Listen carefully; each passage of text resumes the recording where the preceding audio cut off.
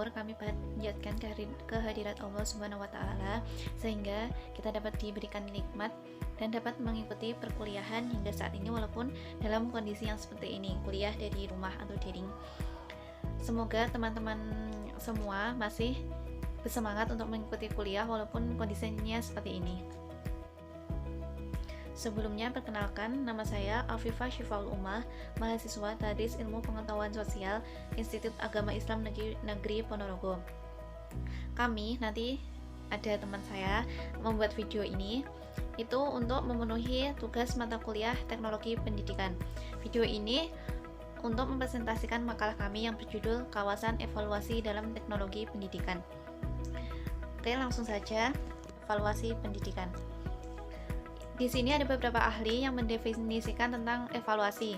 Yang pertama adalah Davis. Davis sendiri mendefinisikan evaluasi sebagai suatu proses sederhana memberikan atau menetapkan nilai kepada sejumlah tujuan, kegiatan, keputusan, unjuk kerja, proses, orang, objek, dan masih banyak lagi. Sementara itu, Nana Sugiana itu mengartikan evaluasi sebagai suatu batasan proses memberikan atau menentukan nilai kepada objek tertentu berdasarkan suatu kriteria tertentu. Kemudian Nurkanca dan Sumatana itu mengartikan evaluasi sebagai suatu tindakan atau proses untuk menentukan nilai daripada sesuatu. Dari beberapa pendapat tersebut dapat disimpulkan bahwa evaluasi adalah tindakan yang sengaja direncanakan untuk memperoleh suatu data yang dapat digunakan untuk membuat suatu keputusan. Sementara dalam dunia pendidikan, evaluasi ini diartikan sebagai proses penentuan memadai tidaknya belajar dan pembelajaran. Evaluasi merupakan proses menentukan kesesuaian antara materi pelajaran dan proses yang dilalui selama belajar. Evaluasi ini dimulai dengan analisis problem, yang merupakan langkah awal dan merupakan langkah yang paling penting.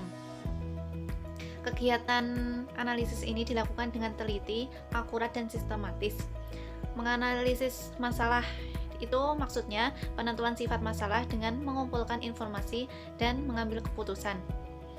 Jadi yang pertama itu mengumpulkan informasi terlebih dahulu, kemudian nantinya informasi tersebut akan digunakan dalam proses penentuan keputusan. Selain menganalisis masalah, dalam kawasan evaluasi ini juga diperlukan pengukuran.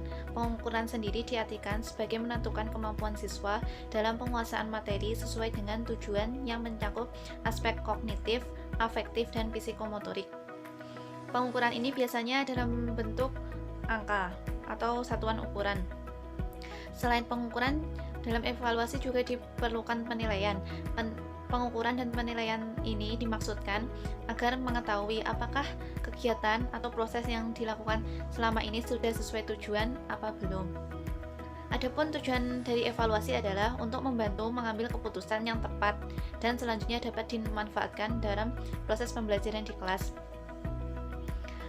Sementara fungsi evaluasi pendidikan ini dibedakan menjadi dua, yaitu fungsi umum dan fungsi khusus. Fungsi umumnya ini dibedakan menjadi tiga, yaitu untuk mengukur kemajuan, penyesuaian rencana, dan perbaikan atau penyempurnaan kembali. Pada kawasan evaluasi, pengembang dapat melakukan kegiatan penelitian yang bertujuan untuk memperbaiki dan mengkaji kembali hasil produknya. Jadi apabila produk yang dijalankan ini sudah sesuai dengan tujuan awalnya, maka akan dilanjutkan. Apabila kurang, maka akan diperbaiki atau malah dihapuskan jika memang tidak sesuai dengan tujuan yang diinginkan. Perbaikan dan pengkajian ini dilakukan setelah mendapat masukan berupa saran ataupun informasi yang berkaitan dengan produk ataupun program yang dihasilkan. Perbaikan ini didasarkan pada pengukuran dan penilaian yang telah dilakukan. Penilaian dan pengukuran ini dilakukan kepada peserta didik ataupun kepada yang akan memanfaatkan produk ataupun program yang dikembangkan. Yang selanjutnya yaitu fungsi dan prinsip dari evaluasi pendidikan.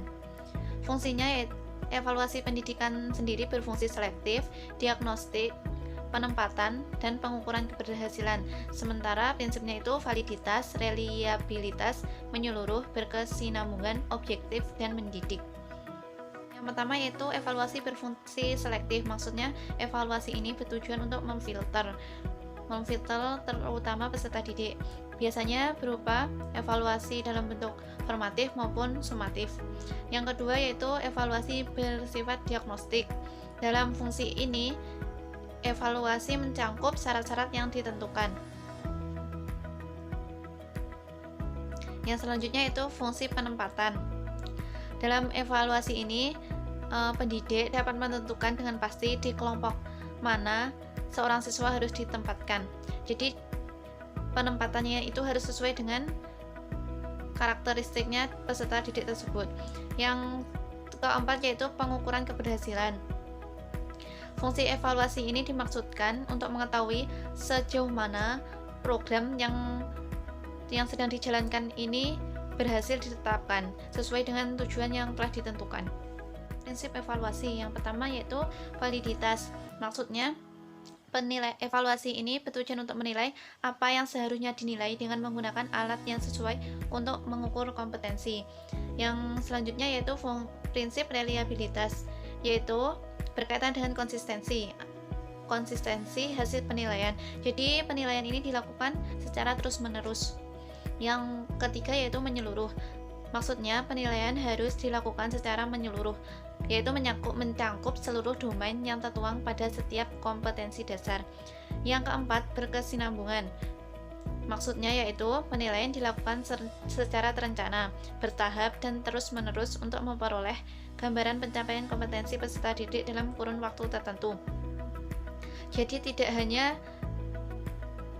dalam waktu yang singkat. Penilaian ini harus dilakukan secara berkelanjutan. Yang kelima yaitu objektif. Maksudnya penilaian harus dilaksanakan adil, terencana, dan menerapkan kriteria yang jelas dalam memberikan skor.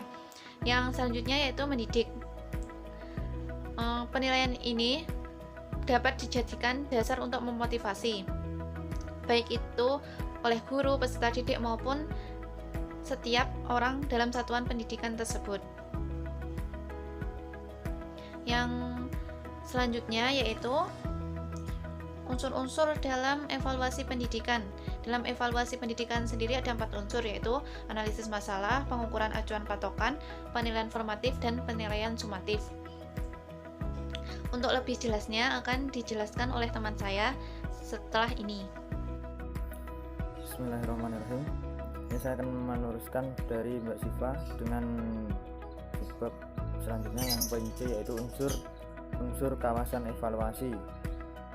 Unsur kawasan evaluasi dibagi menjadi 3, yaitu analisis masalah, pengukuran acuan patokan, dan penilaian formatif dan sumatif.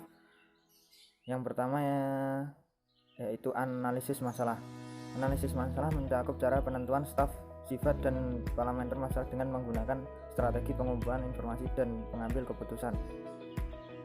Kegiatan penilaian meliputi identifikasi kebutuhan, penentuan sejauh mana masalahnya dapat diklarifikasikan sebagai pembelajaran, identifikasi hambatan, sumber dan karakteristik pembelajaran, serta dipantau tujuan dan prioritas.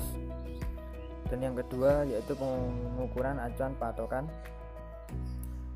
Pengukuran acuan patokan meliputi teknik untuk menentukan kemampuan pembelajaran maupun menguasai materi yang telah ditentukan sebelumnya.